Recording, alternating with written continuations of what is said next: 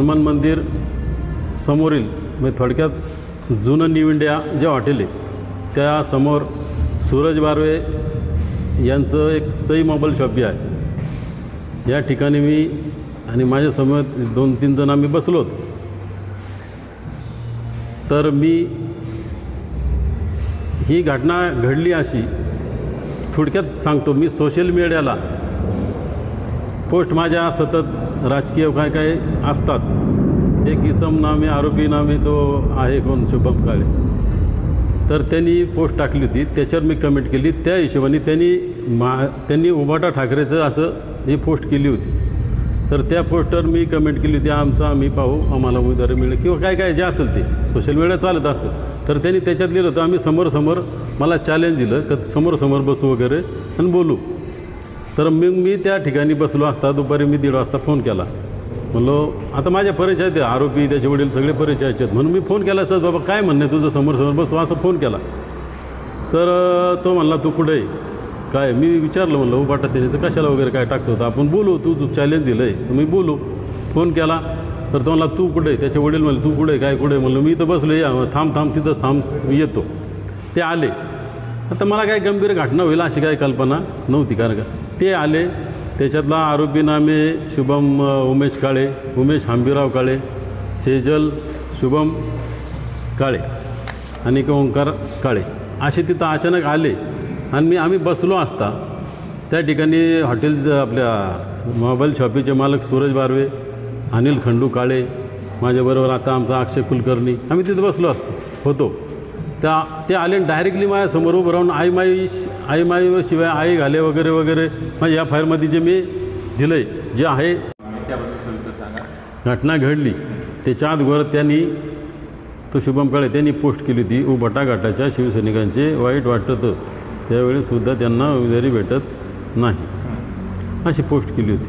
उमेदवारी भेटत नाही उभाटा गटाच्या पोस्ट होती. हां मग त्या याच्यावर त्या पोस्टवर कमेंट होती माझी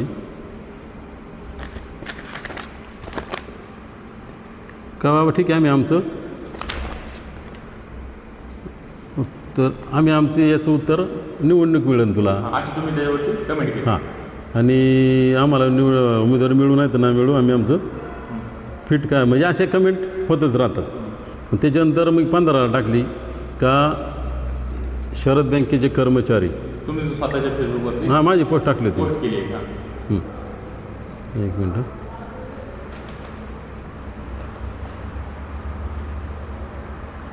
हां काय वाईट वेळ आली आहे जनतेच्या पैशावर चालणाऱ्या शरद बँकेच्या कर्मचाऱ्यांना राजकीय पोस्ट टाकायला सांगितले जात आहे अशी टाकली होती. तर त्याच्यावर त्यांनी शुभम काळेंनी अशी कमेंट केली होती कामाची परवा मी काही करत नाही आणि सांगा कधी बसायचं समोरासमोर फुल अँड चॅलेंज आहे अशी कमेंट केली. म्हणून मग आता ओळखीचं आहे किंवा काय म्हणून आता म्हणलं त्याला फोन करून बघा तू काय चर्चा करायची समोर म्हणून मी फोन केला. हां फोन केला.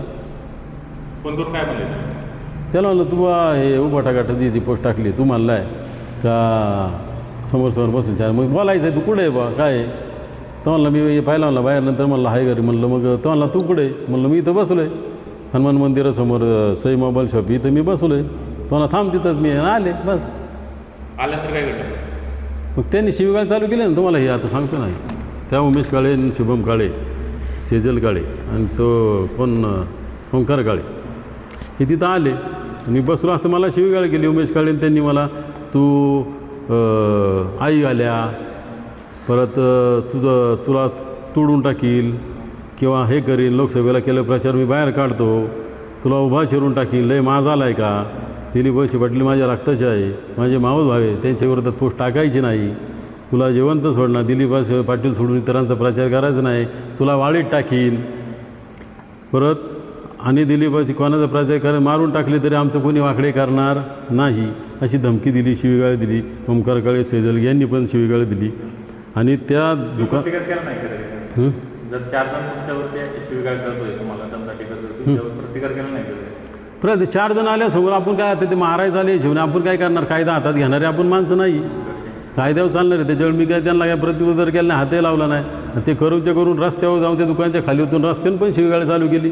सगळे लोक बघतात, सार्वजनिक ठिकाणी तुम्ही शिवीगाळ करता, अपमान करता, हे हिशोबाने त्यांनी हे केलेलं आहे. कारण का मी अनुसूचित जातीचा आहे किंवा चर्मकार समाजाचा आहे, मग याचं कोण, याला काय हा कोण किंवा काय असा या भावनेतून त्यांनी माझं सार्वजनिक अपमान करणे, वाळीत टाकण्याचा प्रयत्न, असं सगळं प्रकार म्हणून त्यांनी शिवीगाळ केली तिथं त्या रस्त्यावर पण. मग त्या सगळ्या पब्लिकमध्ये समोर अजित शेटकाळे, तुकाराम काळे हे होते. त्यांनी त्यांना समजायचं, बरे बाबा नका तुम्ही शिवीगाळ करू, तुम्ही इथून निघून जा. मग ते निघून गेले.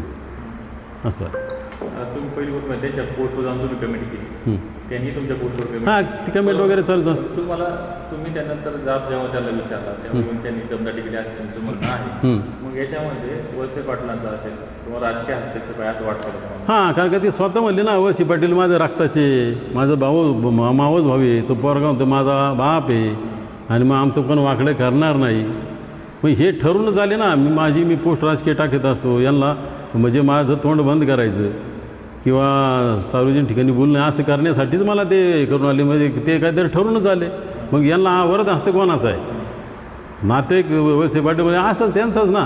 प्रशासन पण लगेच दखल घेत नाही किंवा हे गुन्हेगारी पार्श्वभूमीचे आहेत हे आरोपी. त्यांनी त्यांच्या सख्या, त्या उमेश काळेच्या सख्या भावाच्या पोराला यांनी सगळ्यांनी खोऱ्याने वगैरे पाय त्याचा फ्रॅक्चर केला होता. हेमंत काळे म्हणून जो आहे, याच्यामध्ये तुम्ही वळसे पाटलांचं नाव घेत आहे, बरोबर? हां, वळसे पाटलांच्या बाबत तुम्ही आता बोलला, त्या वळसे पाटलांना याच्यातून राजकीय काय फायदा होणार आहे तुम्ही बोलताय? होणार ना राजकीय फायदा. का नाही होणार? कारण काय साध्य करायचं? कारण का मी राजकीय पोस्ट टाकत असतो. म्हणजे बऱ्याच पोस्ट माझ्या सामाजिक असतात आणि चुकीचं आहे त्याला विरोध करायचे असतात. म्हणून मी पोस्ट अशा टाकल्या होत्या. भीमाशंकरमध्ये जे झालं ते मग मी निषेध केला होता. परत शरद बँकेतलं जे असे बरेचसे माझे पोस्ट माझ्या फेसबुक अकाउंटवर जाऊन पाहा ना माझ्या पोस्ट. म्हणून ह्या माझं तोंड बंद करायचं. मला दमदाटी करून त्यांना फायदा काय होणार राजकीय असं मी तुम्हाला थेट विचारलं. हां, मग मला दमदाटी केली, मला मारून टाकलं, काय केलं तर ते त्यांच्या विरुद्ध बोलणारा एक आवाज कमी होईल. सरळ आहे. हाच उद्देश आहे ना, बाकी काय फायदाच आहे ना. हा सगळा प्रकार घडला. आता तुम्हाला प्रशासनातून शासनातून काय प्रशासनाकडून आता ही जी FIR दाखल केली त्यांनी तात्काळ सगळी चौकशी करून जे काय चौकशी करून त्यांना तात्काळ अटक करणे आणि इथून पुढं माझ्याच काय सर्वसामान्य लोकांच्या ज्या तक्रारी असतील त्या विनाविलंब घेऊन तिथं कारवाई झाली पाहिजे. कोणत्या राजकीय दबावाला बळी न पडता पारदर्शक कारभार हे प्रशासकीय अधिकाऱ्यांनी करावा अशी माझी त्यांना विनंती आहे.